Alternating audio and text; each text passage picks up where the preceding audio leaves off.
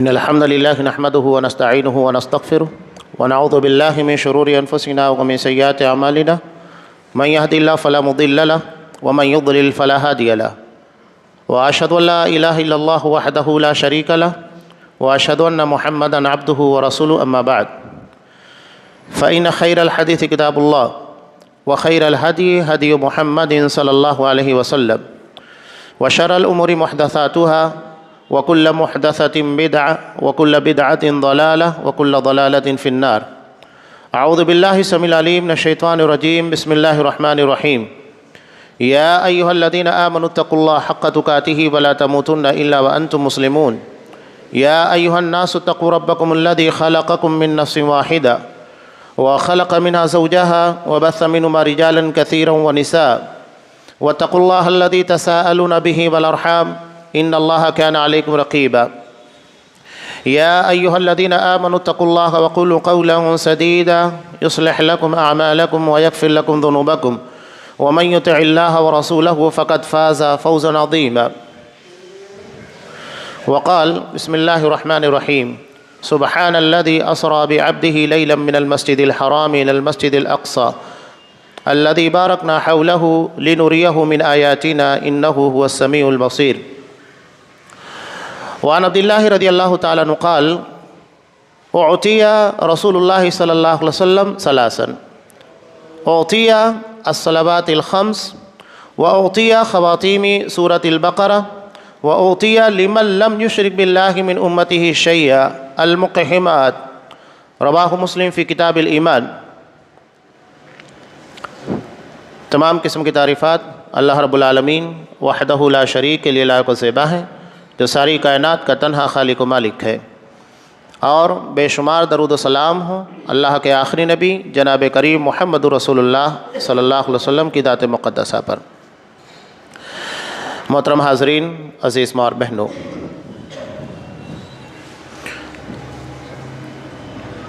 اسراء اور معراج یہ ہمارے ایمان کا حصہ ہے، یعنی اگر کوئی اس کو نہیں مانتا تو مومن نہیں ہے. اس لیے کہ اس میں جتنی باتیں ہیں معجزات کے علاوہ ایمانیات کا حصہ ہے، غیبیات کا حصہ ہے، یعنی وہ چیزیں جسے ہم اپنے ادراک اپنے شعور میں نہیں لا سکتے. ہاں، اس کی تاریخ سے متعلق جو 27 رجب مشہور ہے تو یہ دراصل مورخین سے سیرت نگاروں سے ثابت نہیں ہے، اور اس کی بالکل واضح وجہ یہ ہے کہ سیرت نگاروں کا اس بات کے پر اتفاق ہے کہ اسراء اور معراج حضرت خدیجہ رضی اللہ تعالیٰ عنہ کی وفات کے بعد ہوا، یعنی جب تک وہ زندہ تھی اللہ کے رسول کو معراج نہیں کرائی گئی. اور سیرت نگاروں کا اس بات کے پر بھی اتفاق ہے کہ حضرت خدیجہ رضی اللہ تعالیٰ عنہ کی وفات سن 10 نبوی یعنی نبوت کا 10واں سال رمضان المبارک میں ہوئی. اب جو لوگ یہ کہتے ہیں، بڑا مشہور قول ہے 27 رجب سن 10 نبوی، اب بتائیے کہ حضرت خدیجہ کی وفات کے بعد ہوئی تو یہ کیسے ممکن ہے کہ حضرت خدیجہ ہیں اور معراج بھی ہو جائے؟ ناممکن چیز ہے. تو یہ 27 رجب جو مشہور کیا گیا سن 10 نبوی یہ کسی اعتبار سے ثابت نہیں. ہاں، معراج بھی صحیح ہے، اس پر ہمارا ایمان ہے، اور اسی بنیاد کے پر حضرت ابو بکر صدیق رضی اللہ تعالیٰ عنہ کو صدیقیت کا خطاب ملا، یعنی وہ چیزیں جو ہماری عقلوں میں نہیں بھی آئے مان لو. اور معراج کے واقعے سے عقل پرستوں کی سب سے زبردست تردید ہوتی ہے، جو یہ کہتے ہیں کہ تمام چیزیں جب تک ہماری عقلوں میں نہیں آئے گی نہیں مانیں گے. تو بتائیے معراج اور اسراء عقلوں میں کہاں آتا ہے؟ اس لیے کہ صرف اسراء کی بات کیجئے، معراج کی بات بہت دور کی ہے. اسراء یعنی رات میں چلانا. اللہ کے رسول صلی اللہ علیہ وسلم کو مکہ بیت اللہ الحرام سے مسجد اقصی لے جایا گیا، اور اس وقت کے اعتبار سے یہ سفر 40 دن کا تھا. 40 دن جانا، 40 دن واپس آنا، اور رات کے ایک حصے میں اللہ نے یہ سفر کو طے کر دیا. عقل کبھی سے تسلیم نہیں کر سکتی ہے، لیکن یہی دراصل ایمان ہے. ایمان بالغیب کا مطالبہ ہے. سورہ بقرہ میں اللہ نے اہل ایمان کی صفت کیا بیان کی ہے؟ یؤمنون بالغیب، وہ غیب پر ایمان رکھتے ہیں، یعنی وہ چیزیں جو ہمارے ادراک، ہمارے شعور، ہمارے علموں میں نہیں آ سکتی، اور اگر جو چیزیں ہمارے ادراک، ہمارے شعور میں آتی ہے تو وہ غیب نہیں ہے، اس کے پر تو دنیا کی ساری قومیں ایمان رکھتی ہے۔ سارے لوگ سورج کے پر ایمان رکھتے ہیں، یقین رکھتے ہیں، چاند کے پر ایمان رکھتے ہیں، اس لیے کہ یہ ہمارے مشاہدے کی ہے۔ اگر کوئی سورج یا چاند یا ستارے یا آسمان کا انکار کرے یا زمین کا انکار کرے، دنیا اسے پاگل کہے گی۔ لیکن ایمان بالغیب جو دراصل ہمارے ادراک، ہمارے علموں کے دائرے کے باہر ہے، ان تمام چیزوں کو ماننا، یہی دراصل رسول کے پر ایمان لانے کا تقاضا ہے۔ اور اس سے بات سمجھ میں آتی ہے کہ بندہ اللہ کے رسول کی باتوں کو سن لینے کے بعد بغیر کسی تردد کے یقین کر لیتا ہے۔ اصحاب کرام کی جماعت وہی تھی کہ اللہ کے رسول نے بیان کیا، مان لیا، گرچہ وہ بظاہر ان کے عقل میں یا ان کے علموں کے دائرے میں نہیں آتا ہے۔ حضرت امام بخاری رحمۃ اللہ علیہ ایک باب قائم کرتے ہیں، بخاری کی ابتدا میں کتاب بدء الوحی، یعنی اللہ کے رسول صلی اللہ علیہ وسلم کے پر وحی کا آغاز کیسے ہوا۔ اس کا مطلب کیا ہے؟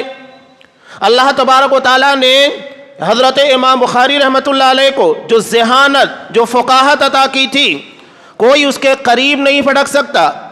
یہ باب قائم کر کے انہوں نے سب سے پہلا باب یہی قائم کیا، سب سے پہلا چیپٹر۔ کہنے کا اور بتانے کا مقصد یہ ہے کہ دین دراصل وحی کے ذریعے لیا جائے گا، یعنی جو اللہ اور رسول کی طرف سے آیا قرآن و حدیث کی شکل میں، ہماری عقل سے نہیں لیا جائے گا۔ اگر کوئی دین کے مقابلے میں اپنی عقل کو ترجیح دیتا ہے تو اس سے بڑا جاہل کوئی نہیں ہے، اس لیے کہ اللہ نے دین کے لائن میں انبیاء اور رسولوں کو بھیجا۔ ایسا نہیں ہے کہ سائنس، انجینئرنگ، ڈاکٹری لائن کے اندر رسولوں کو بھیجا۔ یہ تمام چیزیں ہماری عقل اور ہمارے علموں کے دائرے کی ہے، اس لیے اللہ نے اس دائرے کے اندر اور اس لائن اور اس میدان میں کسی نبی اور رسول کو نہیں بھیجا۔ تو یہ امام بخاری رحمۃ اللہ علیہ کی فقاہت۔ اور آج دراصل ہمارے درمیان گمراہی کی ایک بہت بڑی وجہ معتزلہ ایک فرقہ ہے، حالانکہ یہ ہمارے درمیان اپنے نام کے ساتھ نہیں پایا جاتا، لیکن آپ دیکھیے جگہ جگہ کے پر محدثین نے اس فرقے کا رد کیا ہے۔ حضرت امام بخاری رحمۃ اللہ علیہ نے جگہ جگہ کے پر رد کیا۔ دراصل یہ فرقہ گرچہ ہمارے درمیان نام کے ساتھ نہیں پایا جاتا، لیکن اپنے کردار اور اپنی سوچ اور فکر کی بنیاد کے پر پایا جاتا ہے، جسے ہم عقلیت پرستی کہتے ہیں۔ ہر چیز کو اپنی عقل کے دائرے میں لانا، اپنے عقل کے پر تولنے کی کوشش کرنا، یہی دراصل اعتزال ہے۔ اعتزال کا مطلب ہوتا ہے دین کے صحیح راستے سے ہٹ جانا۔ وہ صراط مستقیم جو اللہ تبارک و تعالیٰ نے ہمیں عطا کیا، اس راہ کو چھوڑ دینا اور اپنی عقل کی لائن کے پر جانا۔ اور دنیا میں جتنے لوگ گمراہ ہوئے، ان لوگوں کی گمراہی کی بہت بڑی وجہ عقل پرستی ہے۔ حضرت علی رضی اللہ تعالیٰ عنہ کی بہت پیاری حدیث، یہ بات، اس حدیث کو ہر شخص کو یاد رکھنا چاہیے تاکہ دین کی بنیاد ہمیں سمجھ میں آ سکے۔ حضرت امام ابو داؤد رحمۃ اللہ علیہ نے کتاب الطہارہ میں نقل کیا، یہ صاف کہتے ہیں لو کان الدین بالرأی لکان اسفل الخف اولا بالمس من اعلاہ، کہ اگر دین ہماری عقل، ہماری رائے، ہماری سوچ کے مطابق ہوتا تو موزے کے نچلے حصے کے پر مسح کیا جاتا، اوپری حصے کے پر نہیں۔ وَلَقَدْ رَأَيْتُ النَّبِيَّ صلی اللہ علیہ وسلم يَمْسَحُ عَلَى ظَاهِرِ خُفَّيْهِ، جبکہ میں نے اللہ کے رسول کو دیکھا کہ آپ موزے کے اوپری حصے کے پر مسح کرتے تھے۔ عقل یہ کہتی ہے کہ چلنے میں موزے کا نچلا حصہ استعمال ہوتا ہے، اس کے پر مسح ہونا چاہیے، لیکن دین یہ کہتا ہے کہ اوپری حصے کے پر مسح کرنا ہے۔ تو دین دراصل ہماری عقل کے تابع نہیں ہے، بلکہ ہمیں اپنی عقل کو دین کے تابع کرنا ہوگا۔ یہ باتیں میں نے کیوں بیان کی؟ اس کی ایک بہت بڑی وجہ یہ ہے کہ ہمارے اپنے درمیان بہت سارے لوگ ہیں، خاص طور سے سر سید احمد کی بات کیجئے، اور جدید دور کے اندر آپ دیکھیے کہ ڈاکٹر اسرار وغیرہ، اس طرح عقلیت پسند لوگ جو عقل کی روشنی میں دین کو استعمال کرنے کی کوشش کرتے، یعنی دین کو فالو نہیں کرتے بلکہ دین کو اپنی عقل کے تابع لانے کی کوشش کرتے ہیں، نتیجہ یہ ہوتا ہے کہ سوائے گمراہی کے کچھ اور حاصل نہیں ہوتا۔ تو بہت سارے لوگوں نے اسراء اور معراج کی بھی تعویل کی، کہا کہ یہ چیز دراصل نبی کریم صلی اللہ علیہ وسلم کو خواب کے ذریعے دکھائی گئی۔ سوال یہ ہوتا ہے کہ اگر یہ خواب تھا تو دنیا کا کوئی بھی شخص خواب دیکھ سکتا ہے، اور خواب دیکھنے کے بعد انسان تو اپنے مرے ہوئے لوگوں سے ملاقاتیں کرتا ہے، باتیں کرتا ہے۔ اگر کوئی شخص کہتا ہے کہ میں نے خواب میں اپنے والد کو دیکھا، اپنی ماں کو دیکھا جس کا انتقال ہو چکا ہے، تو کوئی اس کا انکار نہیں کرے گا، اور کوئی تعجب کی بات نہیں ہے۔ تعجب کی بات تو اس وقت ہے جب کوئی یہ کہے کہ میں نے اپنی جیتی جاتی زندگی کے اندر اپنے انتقال فوت شدہ باپ سے ملاقات کی، تو دنیا کا کوئی شخص اسے نہیں مانے گا۔ تو معراج در اصل خواب نہیں ہے، حقیقت ہے۔ اسی لیے قرآن مجید نے جو آغاز کیا اللہ کی قدرت کاملہ کا، سبحان الذی اسری بعبدہ، پاک ہے وہ ذات جو راتوں رات اپنے بندے کو لے کر گیا۔ اسرا کہتے ہیں رات میں چلانا، رات میں چلنے کو، سفر کرنے کو اسرا کہا جاتا ہے۔ اور یہ دو حصہ ہے۔ پہلا حصہ ہے جب آپ صلی اللہ علیہ وسلم کو بیت اللہ الحرام سے، کعبۃ اللہ سے مسجد اقصیٰ تک لے جایا گیا، یہ اسرا ہے۔ اور معراج سیڑھی کو کہا جاتا ہے، چڑھنے کو۔ تو معراج جو کرائی گئی وہ مسجد اقصیٰ سے آسمان دنیا کی ہے، اور وہاں پر آپ صلی اللہ علیہ وسلم نے بہت سارے انبیاء کرام سے ملاقات کی۔ پہلے آسمان کے پر حضرت آدم علیہ السلام، دوسرے آسمان کے پر دو نبیوں سے حضرت یحییٰ، حضرت عیسیٰ علیہ السلام جو خالہ زاد بھائی بھی ہیں، اور تیسرے کے پر حضرت یوسف علیہ السلام جن کے بارے میں اللہ کے رسول نے کہا کأنہ اعطیہ شطر الحسن۔ میں نے جب انہیں دیکھا تو ایسا لگا کہ اللہ نے خوبصورتی کے دو حصے کیے، ایک حصہ حضرت یوسف علیہ السلام کو عطا کیا اور دوسرا حصہ پوری امت کو عطا کیا گیا۔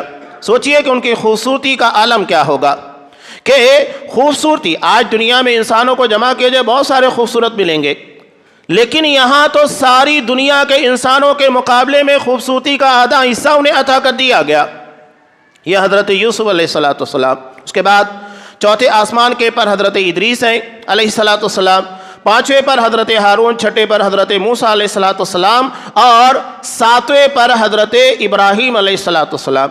اس سے سمجھ میں آتا ہے انبیاء کے مقام اور مرتبے جدا جدا ہیں۔ قرآن مجید نے خود کہا تِلْکَ الرُّسُلُ فَضَّلْنَا بَعْضَهُمْ عَلَىٰ بَعْضٍ، کہ ہم نے نبیوں کے مقام اور مرتبے کو فضیلت دے رکھی ہے، ایک نبی کو دوسرے نبی کے پر فضیلت دے رکھی ہے۔ لیکن یہاں اس بات کو ہمیشہ یاد رکھنا چاہیے کہ کبھی کسی نبی کی تنقیص، یعنی اس کے مقام کو گھٹانے کے لیے کسی نبی کو نہیں بیان کرنا چاہیے۔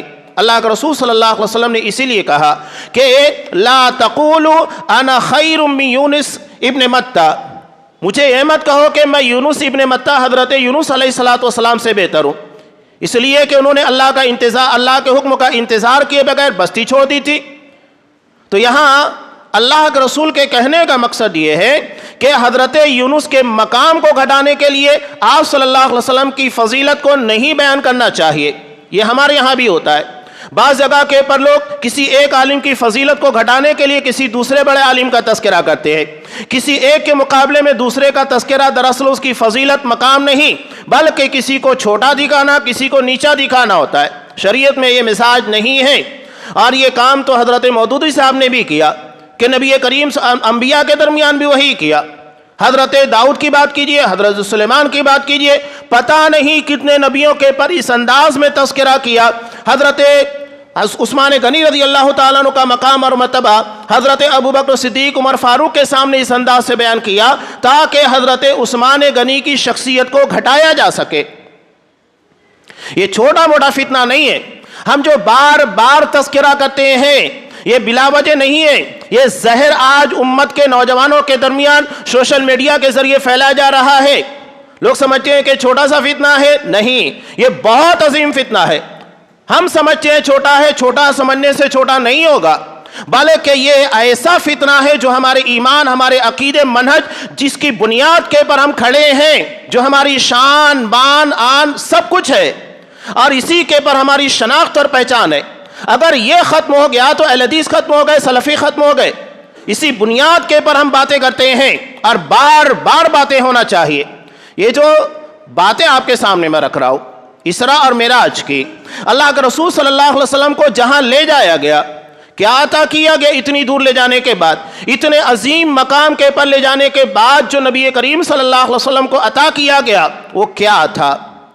وہی روایت جو میں نے آپ کے سامنے مسلم کی پیش کی، حضرت عبداللہ ابن مسعود رضی اللہ تعالیٰ عنہ کہتے ہیں کہ اللہ کے رسول صلی اللہ علیہ وسلم کو جب معراج کرائی گئی اور آپ نے اللہ سے ملاقات کی، ملاقات کے بعد جو چیزیں آپ کو عطا کی گئی، مسلم کتاب الایمان کی روایت، اعطی ثلاثا، 3 چیزیں اللہ کے رسول صلی اللہ علیہ وسلم کو عطا کی گئی اور آپ کے واسطے سے امت کو دی گئی۔ پہلی چیز کیا تھی؟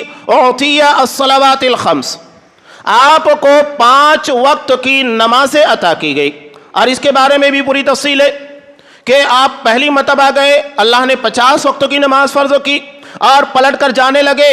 حضرت ابراہیم علیہ السلام یہ 7ویں آسمان پر تھے، ان سے ملاقات ہوئی، انہوں نے اس بات کو سننے کے بعد خوشی کا اظہار کیا۔ اس کی ایک بڑی وجہ یہ ہے کہ حضرت ابراہیم علیہ السلام بہت نرم دل تھے۔ قرآن نے خود کہا انہ لأواہ حلیم، حضرت ابراہیم بہت درد مند دل رکھنے والے، بہت نرم طبیعت کے تھے، اور یہی ان کی خوبی تھی۔ اللہ نے اپنے بیٹے کو ذبح کرنے کا حکم دیا، اس کو ذبح کرنے کے لیے تیار، یہ ان کی طبیعت کی نرمی تھی۔ اللہ کے سامنے جھکا دینا، اسے قرآن مجید نے نرمی سے تعبیر کیا، یعنی حقیقت میں نرم وہ ہوتا ہے جو اللہ کے سامنے جھکتا ہے، اور جو اللہ کے سامنے نہیں جھکتا وہ نرم نہیں ہوتا ہے۔ باقی دنیا کے کتنے معاملے میں نرم ہو، حقیقت میں نرم دل نہیں ہے۔ نرمی اسی کے لیے کہا گیا ہے جس میں اللہ کے سامنے جھکنے کا جذبہ پایا جاتا ہے۔ حضرت موسیٰ علیہ السلام کے پاس سے گزرے تو انہوں نے کہا کہ کم کراؤ، اس لیے کہ اتنی نمازیں نہیں پڑھ پائیں گے۔ مسلسل آنا جانا لگا، یہاں تک کہ 5 نمازوں کو کم کر کے اللہ نے 50 کو 5 پر لا کر روک دیا۔ اس کے بعد بھی حضرت موسیٰ علیہ السلام نے مشورتاً کہا کہ اسے بھی کم کرا دیجئے، اور آج امت کی حالت کو دیکھنے کے بعد وہی لگتا ہے کہ جو امت 5 وقتوں کی نمازیں نہیں پڑھتی ہے، حضرت موسیٰ علیہ السلام اس امت کی حالت کو اچھے طریقے سے جانتے تھے کہ یہ 5 وقتوں کی نمازوں کی بھی صحیح طور پر ادائیگی نہیں کرے گی، اور آج امت کی حالت اسی چیز کو بیان کر رہی ہے۔ بہرحال اللہ تبارک و تعالیٰ نے 5 کو روک دیا اور کہا کہ یہ ادائیگی کے اعتبار سے 5 ہوگی، لیکن اپنے فضل، اپنے اجر اور مقام کے اعتبار سے 50 ہوگی، اس لیے کہ اللہ نے امت محمدیہ کے لیے کم سے کم نیکی کا جو اجر رکھا ہے وہ 10 گنا ہے، اور اس کے بعد یہ بڑھتے جاتا ہے ہمارے اخلاص اور للہیت کی بنیاد پر۔ کوالٹی اصل ہے، کوانٹیٹی نہیں۔ کوانٹیٹی کے بارے میں اللہ نے ہم کو پابند بنا دیا ہے۔ نماز جمعہ 2 رکعت ہے، 2 رکعت پڑھیں گے، آپ اسے 3 نہیں کر سکتے، 4 نہیں کر سکتے۔ اسی طرح ظہر کی نماز 4 ہے، 5 نہیں ہو سکتی، 6 نہیں ہو سکتی۔ جو سنت مؤکدہ ہے 12 ہے، 12 ہی رہیں گی، اس میں کسی قسم کی اجازت نہیں ہے۔ سجدہ بہت عظیم عبادت ہے، وہ 2 کے بجائے 3 نہیں ہو سکتا۔ اللہ نے ہمیں تعداد کے بارے میں، کوانٹیٹی کے بارے میں پابند رکھا ہے، یہ توقیفی ہے۔ ہاں، اجر و ثواب کا اصل اعتبار ہمارا اخلاص، ہماری للہیت ہے۔ تبھی تو اصحاب کرام کے بارے میں اللہ کے رسول نے کہا کہ اگر آج کا کوئی شخص احد پہاڑ کے برابر سونا بھی خرچ کر دے، ما بلغ مد احدہم ولا نصیفا، تو یہ صحابہ کہ 1 مد یا آدھے مد کی برابری نہیں کر سکتا۔ 1 مد کتنا ہوتا ہے؟ ایک عام آدمی اپنے دونوں ہاتھوں کو ملانے کے بعد اس میں جتنا آتا ہے اسے 1 مد کہا جاتا ہے، اور 4 مد کا 1 سا ہوتا ہے جو صدقۃ الفطر کے لیے اللہ کے رسول صلی اللہ علیہ وسلم نے طے کیا ہے، جس کی ہمارے ہاں کے وزن کے اعتبار سے جو مقدار بیٹھتی ہے وہ 2.5 کلو کے آس پاس ہوتی ہے، اس سے کچھ زیادہ ہوتی ہے۔ کیوں ایسا ہے کہ صحابہ اگر 1 مد یا آدھا مد یعنی قریب 700 گرام اتنا مال اللہ کی راہ میں خرچ کریں گے، بعد میں آنے والا یہ احد پہاڑ سونا کے برابر سونا خرچ کر کے بھی برابری نہیں کر سکتا، اس لیے کہ ان کی نیتوں کا جو معیار، جو مقام ہے، بعد میں آنے والے اس مقام تک نہیں پہنچ سکتے۔ حضرت عبداللہ ابن مسعود رضی اللہ تعالیٰ عنہ نے اصحاب کرام کے بارے میں کہا تھا کہ اصدق الناس قلوبا، کہ صحابہ دنیا کے تمام لوگوں کے اندر دل کے سب سے صاف تھے، اور آج آپ دیکھیے کہ ہمارے درمیان اصحاب کرام کی وہ خوبیاں نہیں پائی جاتی جو اصحاب کرام کے ہاں تھا، وہ ماحول جو اصحاب کرام کا تھا ہمارے ہاں نہیں ہے۔ ہمارے ہاں تنقید ہے، جھوٹ ہے اور بہتان تراشیاں پتہ نہیں کیا ہے، جس کی بنیاد کے پر پورا سماج بکھراؤ کے راستے پر لگا ہوا ہے۔ ہر کوئی ایک دوسرے کو شک کی نگاہ سے دیکھتا ہے۔ اصحاب کرام کا یہ مزاج نہیں تھا۔ اصحاب کرام کا مزاج، ان کا سماج انتہائی پاکیزہ، پاک دل تھے۔ اللہ نے ان لوگوں کو دل کی پاکیزگی عطا کی تھی، دوسروں کے بارے میں بھی ویسے ہی سوچا کرتے تھے۔ آج ہم خود انتہائی بگڑے ہوئے، ہماری نیتوں کے اندر فطور، دوسروں کے بارے میں بھی شک کرتے ہیں۔ ہم کہتے ہیں نا کہ جو آدمی خود کرتا ہے دوسروں کے بارے میں بھی وہی سوچتا ہے۔ جب ہمارے دلوں کے اندر خود بگاڑ ہے تو دوسروں کے بارے میں بھی وہی سوچیں گے، دوسروں کے بارے میں بھی شک کی نگاہ ہوگی۔ یہ دراصل ہمارے دل کا بگاڑ ہے جو دوسروں کے پر اپنا اثر چھوڑتا ہے۔ بہرحال یہ اصحاب کرام کی جماعت، قرآن نے جن کے بعد حضرت عبداللہ بن مسعود رضی اللہ تعالیٰ عنہ کا قول جس کے پر بات چل رہی تھی، یہ کہتے ہیں کہ آپ صلی اللہ علیہ وسلم کو جو عطا کیا گیا اس میں سب سے پہلی چیز تھی 5 وقت کی نمازیں۔ اور یہاں ایک اہم بات کہ حضرت ابراہیم علیہ السلام انہوں نے آپ صلی اللہ علیہ وسلم کو مشورہ نہیں دیا، منع نہیں کیا، جبکہ حضرت موسیٰ علیہ السلام برابر اس بارے میں آپ کو مشورہ دیتے رہے کم کرائیے۔ اس کی وجہ کیا ہے؟ اس کی 2 وجہ بیان کی جاتی ہے۔ پہلی وجہ تو یہی، حضرت ابراہیم علیہ السلام بڑے نرم طبیعت کے تھے اور وہ چاہتے تھے کہ جب امت کو اتنی نمازیں دی جائے گی وہ مسلسل عبادت میں مصروف رہیں گے، اور عبادت میں مصروف رہنے کی وجہ سے وہ فضول کاموں سے اپنے آپ کو بچا لے جائیں گے۔ اس لیے کہ آدمی یا تو خیر کے کاموں میں اپنا وقت لگائے گا یا تو شر کے، دونوں کے درمیان کا کوئی وقت تو ہو نہیں سکتا ہے، یا تو خیر ہے یا تو شر ہے۔ تو اگر وہ خیر کے کاموں میں اپنے آپ کو استعمال کر رہا ہے یہ اس کے لیے بہتر ہے۔ اور اس کے دوسری اہم بات، حضرت موسیٰ علیہ السلام کو امت کا تجربہ تھا، اور یہ تجربہ حضرت ابراہیم علیہ السلام کو نہیں تھا۔ بنی اسرائیل کتنی سرکش تھی، انہوں نے تو حضرت موسیٰ علیہ السلام کو بھی نہیں چھوڑا، اور جب دیکھا کہ وہ ہماری طرح ننگ دھڑنگ تمام لوگوں کے سامنے بے حیائی کی طرح نہاتے نہیں ہیں، غسل نہیں کرتے ہیں، تو ان کی شرمگاہ کے پر الزام جڑ دیا۔ یہ ان کا عالم تھا کہ جب کچھ نہیں ملا تو اپنے نبی کے پر ہی الزام لگا دیا۔ یہ بنی اسرائیل کا عالم تھا، اور آج یہی معاملہ امت کا بھی ہے۔ کچھ نہیں ملتا ہے تو علماء کے پر الزامات لگانے لگ جاؤ، علماء کے پر تنقیدیں کرنے لگ جاؤ، جبکہ یہی علماء دین کے چوکیدار ہیں۔ اگر علماء نہیں ہوں گے تو شیطان آپ تک اتنی آسانی سے پہنچ جائے گا کہ سمجھ نہیں سکتے۔ اور آج بھی آپ دیکھیں جو لوگ علماء سے دور ہوتے ہیں سب سے زیادہ گمراہی کا شکار وہی ہوتے ہیں۔ آج ہمارے درمیان چاہے آپ ڈاکٹر ذاکر کی بات کیجئے، چاہے ڈاکٹر اسرار کی بات کیجئے، یہ فتنے اتنی آسانی سے کیوں گردش کرنے لگے، ہمارے ذہن و دماغ کے پر کیوں حاوی ہو گئے؟ اس کی وجہ یہ ہے علماء سے دوری۔ جتنا قریب رہیں گے اتنا محفوظ رہیں گے، اور جتنی دوری اختیار کی جائے گی شیطان کو اتنا موقع ملے گا۔ یہی وجہ ہے کہ آپ دیکھیے کہ سب سے پہلا ٹارگیٹ علماء کرام ہوتے ہیں، اس لیے کہ جب یہ چوکیدار ہٹیں گے تو دین کے پر حملہ کرنا آسان ہو جائے گا۔ یہ خاص طور سے آپ دیکھیے ڈاکٹرز کی بات کیجئے، یہ کیا ہے؟ یہ کوئی عالم دین نہیں ہے، یہ ایسی لائن سے آتے ہیں جہاں پر ان کے علماء کا، ان کے اساتذہ کا ہی نہیں پتہ دین کہاں سے حاصل کیا۔ آج ہمارے سماج اور معاشرے کے اندر اگر کوئی شخص آ کر دواخانہ ہاسپٹل کھولتا ہے تو سب سے پہلے آدمی پوچھتا ہے کہ بھیا یہ بتاؤ کہ تم نے ڈگری کہاں سے حاصل کی، کہاں تم نے ایکسپیرینس کیا، کس کے پاس جا کر ان تمام چیزوں کے بارے میں ہنر لیا ہے، کون ہاسپٹل سے میں پہلے کام کیا کرتے تھے، سوال کرتے ہیں۔ لیکن دین کے بارے میں کوئی سوال نہیں کرتا۔ یعنی ہمیں اپنے جسم کی، اپنی جان کی اتنی فکر ہے، ہماری روح کی کوئی فکر نہیں ہے جو ہمیں جنت تک لے کر جانے والی چیز ہے، اس کے بارے میں انسان کو کوئی فکر نہیں۔ کوئی بھی ایرا گیرا آئے دین کے نام کے پر چند باتیں بیان کرے اور اس کا لہجہ آپ کو سمجھ میں آنے لگے، گمراہ ہو جاتے ہیں۔ ابھی ایک جدید بات، لوگ کتنی آسانی سے گمراہ ہوتے ہیں، میں مثال بیان کر رہا ہوں۔ ڈاکٹر اسرار بہت سنتے ہیں لوگ، لاکھوں کی تعداد میں فالورز ملیں گے، ایک چھوٹی سی کلپس اگر ان کی ڈال دی جاتی ہے تو لاکھوں کی تعداد میں لوگ دیکھتے ہیں بہت اچھا بولتے ہیں۔ تو کیا کسی کا اچھا بولنا یہ اس کے صحیح ہونے کی دلیل ہے؟ کسی کی چرب زبانی اس کے صحیح ہونے کی دلیل ہے؟ اللہ نے ہم کو چرب زبانی اور بولنے کے انداز کی بنیاد کے پر دین نہیں عطا کیا۔ دین قرآن و حدیث کا نام ہے، چرب زبانی کا نام نہیں ہے۔ آج ہمارے یہاں لوگ اسی کے پر لٹو ہوتے ہیں۔ آپ صلی اللہ علیہ وسلم کے زمانے میں کچھ لوگ آئے اور اس انداز کی تقریر کی نبی کے سامنے کہ اصحاب کرام مبعوث ہو گئے۔ کیا تقریر ہے، الفاظ کی جادوگری۔ اصحاب کرام جب اس میں مبعوث ہوئے تو آپ صلی اللہ علیہ وسلم نے ایک جملہ کہا، ان من البیان لسحرا، کچھ بیانات جادو کا اثر رکھتے ہیں جو سامعین کو اپنی طرف کھینچ لیتے ہیں، ان کے ذہن و دماغ کو اپنے قابو میں کر لیتے ہیں، اور جو یہ باتیں ان کے ذہن و دماغ کے اندر ڈالنا چاہتے وہ چلی جاتی ہیں۔ تو بیان کو جادوئی انداز میں نہیں بلکہ اللہ کے دین کی تبلیغ کے لیے استعمال کرنا چاہیے، لوگوں کے ذہن و دماغ کے اندر اپنی نہیں بلکہ اللہ کے دین کی باتوں کو داخل کرنا چاہیے۔ یہ اصل چیز ہے۔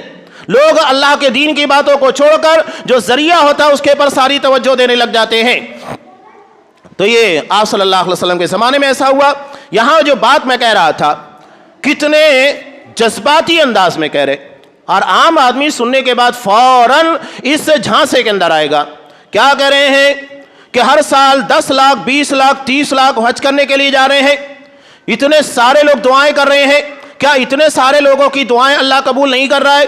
یہ سارے لوگ امت مسلمہ کے حق میں دعائیں مانگ رہے ہیں، اور اس کے بعد بھی آپ دیکھیے کہ دنیا کے مسلمانوں کی حالت بن نہیں رہی ہے، بگڑتی جا رہی ہے۔ اس کا مطلب یہ ہے کہ ہماری دعائیں قبول نہیں ہو رہی ہے، اور صرف اتنے بڑے مجمع سے دعا قبول نہیں ہوگی، دعا قبول ہوگی دین کو قائم کرنے سے اور اقامت دین سے، دین کی حکومت قائم کرنے سے۔ آ گئے لوگ جھانسے میں۔ یعنی اس کا مطلب یہ ہے ہمیں حج، عبادات، ان تمام چیزوں کو چھوڑ دینا چاہیے اور دین قائم کرنے کے پیچھے لگ جانا چاہیے، حکومت حاصل کرنے کے پیچھے لگ جانا چاہیے۔ ابھی ہندوستان کے اندر سیمی نے مسلمانوں کی کیا گت بنائی ہے آپ کو پتا ہے؟ انٹرنیشنل سطح کے پر دیکھیے داعش ہے اور بھی دیگر تنظیمیں، القاعدہ، بوکو حرام، ان تمام چیزوں کے بارے میں جبہت النصرہ، بہت ساری تنظیمیں ہیں جسے باقاعدہ کریٹ کیا جاتا ہے، اور کریٹ کرنے کے بعد، بنانے کے بعد مسلمانوں کے درمیان لانچ کیا جاتا ہے تاکہ ان لوگوں کا نام لے کر اسلام اور مسلمانوں کو بدنام کیا جائے۔ یہ سازش ہوتی ہے، لیکن ہمارا مسلمان نہیں سمجھتا ہے، جذباتی انداز میں بہنے لگتے ہیں اور کہتے ہیں دیکھو دین کی بات کر رہا ہے، دین قائم کرنے، حکومت قائم کرنے۔ ارے اللہ کے بندو، نبی کو دنیا میں حکومت قائم کرنے کے لیے نہیں بھیجا گیا۔ اللہ تبارک و تعالیٰ نے حکومت نہیں بلکہ عبادت، بندگی، عقیدے کے لیے بھیجا ہے۔ وَمَا خَلَقْتُ الْجِنَّ وَالْإِنسَ إِلَّا لِيَعْبُدُونَ، میں نے انسان اور جنات کو صرف اپنی عبادت کے لیے پیدا کیا، یہ نہیں کہ حکومت کے لیے پیدا کیا۔ اور ان لوگوں نے توحید کی ایک نئی قسم بنا لی، توحید حاکمیت، یعنی صرف اللہ کی حکومت کے لیے کوشش کرنا ہے۔ دنیا میں اگر غیر اسلامی حکومت ہے تو اس کو ختم کرو، اور اگر کوئی، آج لوگ بات کرتے ہیں نا بہت، تو بھی سعودی حکومت، اس سے بہترین مثال آپ کو دنیا میں مل نہیں سکتی ہے، جو اللہ کے دین کی بالادستی کے لیے جو بن سکتا ہے اپنی استطاعت بھر کر رہے ہیں۔ کچھ خامیاں ہیں، غلطیاں ہیں، ہم اس کا انکار نہیں کرتے، لیکن اس کے لیے دعا کرنا چاہیے اللہ انہیں ہدایت دے۔ یہ اصل میں مومن کا جذبہ ہوتا ہے، لیکن وہ بگاڑ آپ کو عقیدے میں نہیں ملے گا، وہ بگاڑ آپ کو منہج کے اندر نہیں ملے گا۔ وہ دنیا داری کے معاملات ہیں، وہ اپنی جگہ پر ہے، اور ہم اللہ سے دعا کرتے ہیں ان کے لیے اخلاص کے ساتھ اللہ ان کے کاموں کے اندر برکت دے، اللہ انہیں اگر صحیح راستے سے بھٹک رہے ہیں تو صراط مستقیم کی توفیق دے۔ یہ اصل و خیر خواہی ہوتی ہے۔ آپ پرسنلی جائیے، ان کے لیے دعا کیجیے۔ یہ لوگوں کے سامنے آ کر ان کی برائیاں بیان کرنے سے کسی کا مسئلہ حل نہیں ہوگا، بلکہ اس کے لیے آپ کو ڈائریکٹلی دعا کرنا جو صحیح طریقہ ہے، کوئی غیر طریقہ اختیار کرنے سے مسئلہ حل ہونے والا نہیں ہے۔ تو یہ جھانسا دیا جاتا ہے، چلو ٹھیک ہے یہ دین قائم کرنا ہے تو دین آپ کیسے قائم کریں گے؟ چلو بتاؤ کیسے قائم کریں گے؟ کیا حکومت سے انسانوں کے پر اصل میں اسلام کا غلبہ ہوگا؟ اگر یہی بات ہوتی تو اللہ کے رسول صلی اللہ علیہ وسلم نجاشی کے جو بادشاہ تھے حضرت اصحمہ رضی اللہ تعالیٰ عنہ، جن کی وفات ہونے کے بعد جنہوں نے اپنے اسلام کو خفیہ رکھا تھا، وقت کے بادشاہ ہیں اور حبشہ کے پر حکومت کر رہے ہیں، لیکن اپنے اسلام کو چھپا کر رکھا۔ اللہ کے رسول صلی اللہ علیہ وسلم کو اس بارے میں اطلاع دی گئی جب ان کی وفات ہوئی، نماز جنازہ غائبانہ پڑھائی۔ اب اس کے پر بھی لوگوں نے لا کر نیا بوال کھڑا کر دیا کہ اصل میں اللہ کے رسول صلی اللہ علیہ وسلم نے نماز جنازہ غائبانہ نہیں بلکہ ان کے جنازے کو کشف کے ذریعے نبی کے سامنے لا کر پیش کر دیا گیا اور آپ نے جنازہ کی نماز پڑھائی۔ ہر جگہ تعویل، عقل پرستی، نہیں ماننا ہے تو اس کے لیے دلیلوں کے پر کس طرح حملہ کرنا ہے اور دلیلوں کو کس طرح کنڈم کرنا ہے سیکھ لیجئے۔ یہ اعتزال اسی کو کہا جاتا ہے کہ دین کے احکامات کے مقابلے میں اپنی چلانا، اپنی رائے اور اپنی فکروں کو ترجیح دینے کی کوشش کرنا۔ تو یہ جھانسا دے دیا دین قائم کریں گے تبھی اللہ ہماری دعا قبول کرے گا۔ ایسی کون سی روایت ہے کہ اگر حکومت قائم نہیں کرو گے تو اللہ تمہاری دعاؤں کو قبول نہیں کرے گا؟ ہے کوئی دلیل؟ نہیں ہے۔ ہاں ایک بات، اللہ تبارک و تعالیٰ نے دعا نہ قبول ہونے کی ایک بہت اہم وجہ بتائی ہے جو مدلل ہے، حضرت امام ترمذی رحمۃ اللہ علیہ نے بیان کیا کہ والذی نفسی بیدہ لتأمرن بالمعروف ولتنہون عن المنکر او لیوشکن اللہ ان یبعث علیکم عقابا ثم تدعونہ فلا یستجاب لکم۔ قسم ہے اس ذات کی جس کے ہاتھ میں میری جان ہے، برابر بھلائیوں کا حکم دیتے رہو، اور سب سے بڑی بھلائی اللہ کی توحید ہے، عقیدہ توحید ہے۔ جب تک بندہ اپنے رب کو نہیں پہچانے گا تو عبادت کا جذبہ کہاں سے پیدا ہوگا؟ رب کی معرفت نہیں ہوگی تو عبادت کے اندر وہ اخلاص کہاں سے آئے گا؟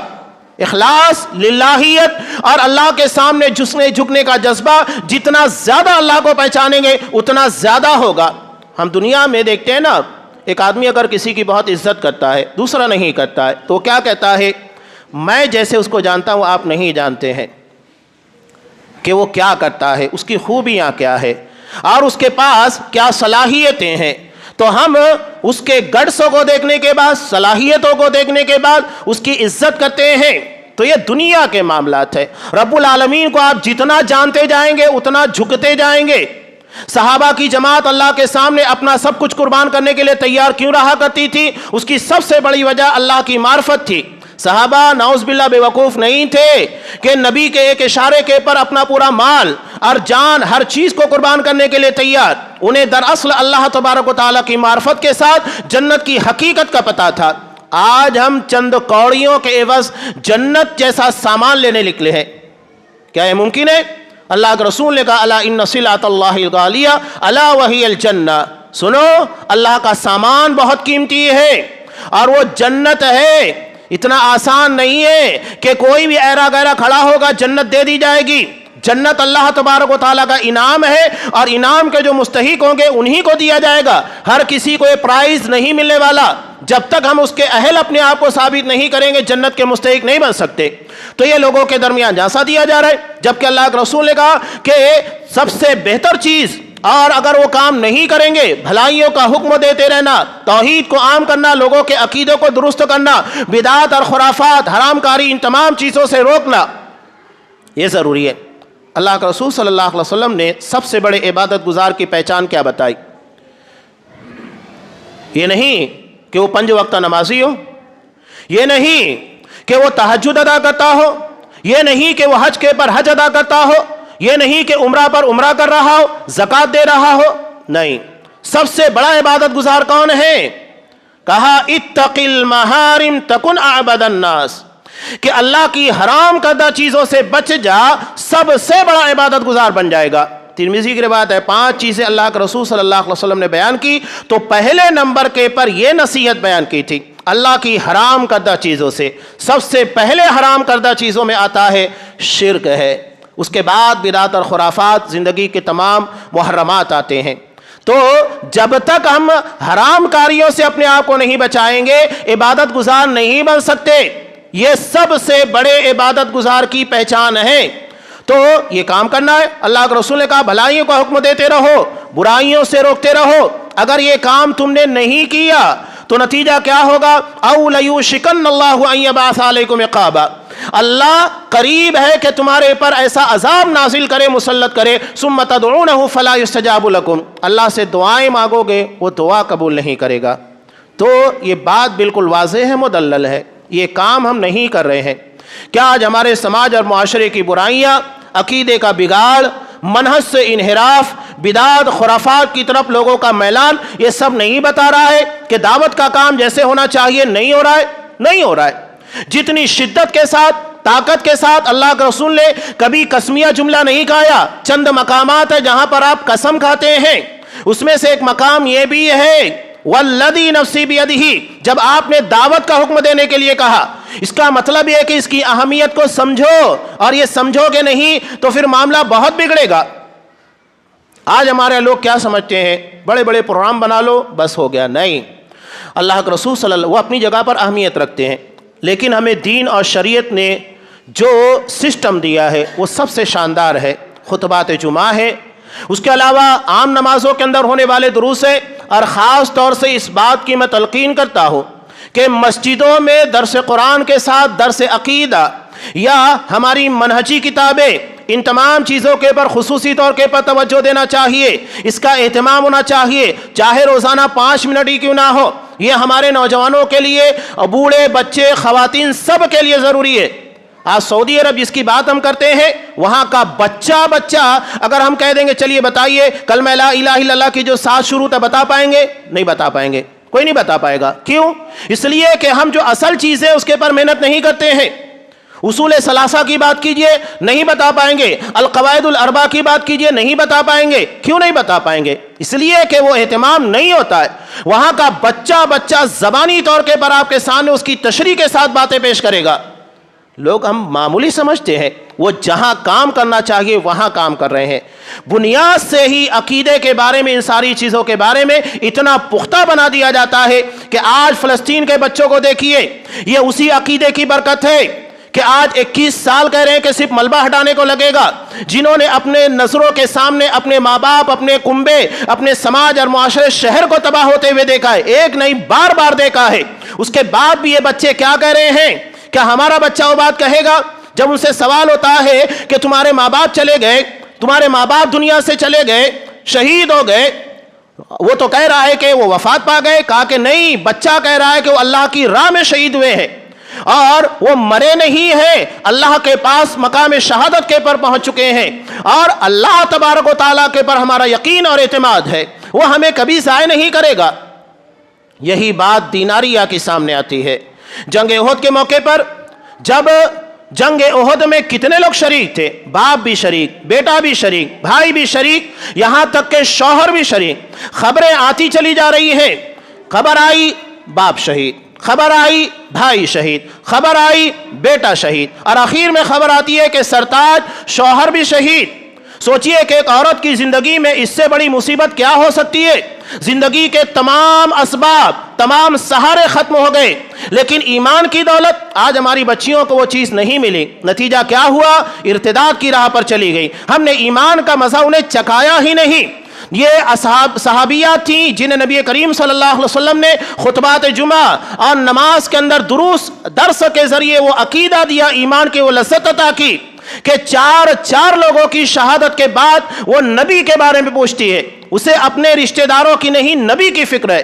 آج جب نبی کریم صلی اللہ علیہ وسلم کے چہرے انور کو دیکھتی ہے تو کہتی ہے کل مصیبت بعدک جلل یا رسول اللہ، اللہ کا رسول آپ کے چہرے انور کو دیکھنے کے بعد دنیا کی تمام مصیبتیں ہیچ ہے، کوئی حیثیت نہیں رکھتی ہیں۔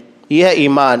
بتائیے کیا یہ مظاہرہ آج ہماری بچیاں، ہمارے بچے کر سکتے ہیں؟ نہیں، وہ اسپرٹ ہم نے ان کو نہیں دی۔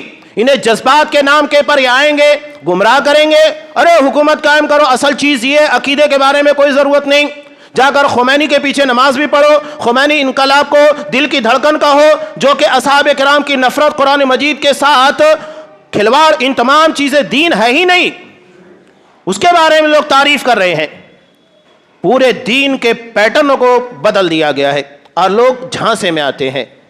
اللہ کے رسول صلی اللہ علیہ وسلم نے اسی لیے سب سے بڑا خطرہ جو ظاہر کیا تھا، جو ترمذی کی روایت میں ہے، ان اخوف ما اخاف علی امتی الائمۃ المضلین، مجھے اپنی امت کے پر سب سے زیادہ خوف، خطرہ گمراہ کرنے والے اماموں کا ہے، لیڈروں کا۔ بڑے بڑے لوگ گمراہ ہوں گے اور اپنے پیچھے لاکھوں کی تعداد میں لاکھوں فالورز کو لے کر جائیں گے، اور آج زندہ و جاوید مثال چاہے ڈاکٹر اسرار کی بات کیجئے یا اس طرح کے گمراہوں کی بات کیجئے، انجینئر محمد علی مرزا کی بات کیجئے، اور بھی جتنے گمراہ چلے گئے، یہ گمراہی ہے۔ دین اتنا سستا نہیں ہے۔ یہ اصل وجہ یہ ہے کہ ہم نے دین کو سمجھا ہی نہیں۔ تو اللہ کے رسول صلی اللہ علیہ وسلم کو جہاں میں بات کر رہا تھا، 3 چیزیں معراج میں عطا کی گئیں۔ سب سے پہلی چیز تھی نماز، اور اس کے بعد جو چیز عطا کی گئی خواتیم سورۃ البقرہ، سورہ بقرہ کی اخیر کی 2 آیتیں، جو ایمانیات سے لبریز ہے، بھرپور ہے، اور یہ دراصل متقاضی ہے کہ آپ اس کی پوری تفسیر پڑھیے، تشریح پڑھیے، جب آپ کو سمجھ میں آئے گا کیا ہے اس کے اندر۔ اور سونے سے پہلے اللہ کے رسول نے کہا کہ ان دو آیتوں کو پڑھ لینا چاہیے، اور ان دونوں آیتوں کا پڑھ لینا کافی ہو جاتا ہے۔ کافی کس لیے؟ شیطان کے شر سے بچنے کے لیے، ساتھ ہی ساتھ ایمان اور عقیدے کے لیے۔ لیکن کب؟ جب ہم اسے سمجھیں گے اور اس کے معنی اور مفاہیم سے آگہی حاصل کریں گے۔ اور آخری چیز جو عطا کی گئی، وَأُوتِيَ غُفِرَ لِمَن لَمْ يُشْرِكْ بِاللَّهِ مِنْ أُمَّتِهِ شَيْئًا المقحمات، کہ میری امت کے ہر اس شخص کی بخشش ہوگی جس کی موت شرکوں کے پر نہیں آئی ہے۔ اللہ بڑے بڑے گناہوں کو بھی معاف کرے گا، لیکن شرط ہے کہ شرک نہ ہو۔ اب آپ تینوں چیزوں کے پر غور کیجئے تو سمجھ میں آئے گا۔ پہلی چیز ہے خواتین سورۃ البقرہ، جو عقائد اور ایمانیات ہے۔ نماز اسی کی عملی شکل ہے، یعنی جو چیز ہم مانتے ہیں، جسے پڑھتے ہیں، کہتے ہیں، ظاہر کرتے ہیں، یہ تمام چیزیں نماز کے اندر ہے۔ پریکٹیکلی یعنی زبان سے اقرار، عمل کے ذریعے اس کو ثابت کرنا، اور اس کا نتیجہ انعام یہ ہے اللہ تبارک و تعالیٰ کی بخشش۔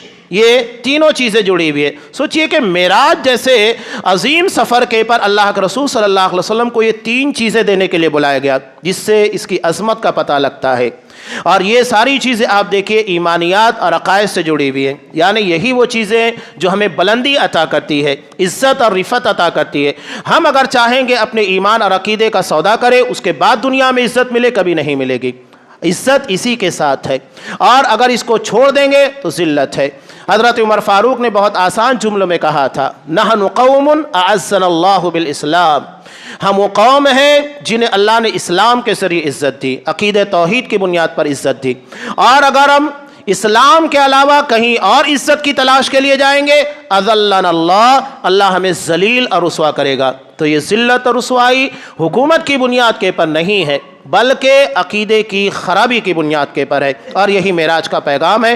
اللہ تبارک و تعالیٰ سے دعا ہے یہ تین اہم پیغامات جو ہمارے ایمان، ہمارے عقیدے سے جڑے ہوئے ہیں، ہمیں اس کے بارے میں جو دروس کے ذریعے، خطبات کے ذریعے یا دیگر چیزوں کے ذریعے اس کی تشریحات ہیں، اللہ ہمیں ان تشریحات کو پڑھنے، سمجھنے، جیسا عقیدہ بیان کیا گیا ہے ویسا عقیدہ رکھنے، جس ایمان کا تقاضا کیا گیا ہے اس ایمان کو لانے کی توفیق دے، اور اس کی برکات و ثمرات جو دنیا اور آخرت میں ظاہر ہوتی ہیں، اللہ کی طرف سے عزت و رفعت اور جنت انعام کی شکل میں، اللہ تبارک و تعالی ہمیں ان نعمتوں سے نوازے، آمین۔ بارک اللہ لنا ولکم فی القرآن العظیم ونفعنی وإیاکم بالآیات والذکر الحکیم، انہ تعالی جواد کریم ملک رؤوف رحیم۔